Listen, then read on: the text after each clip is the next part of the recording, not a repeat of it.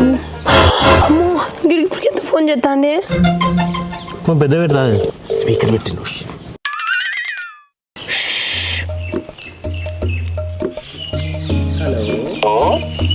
Hello baby. ఎక్కడున్నావురా?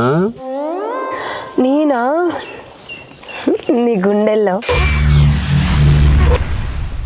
ఏమిటండి మీరు మాట్లాడేది?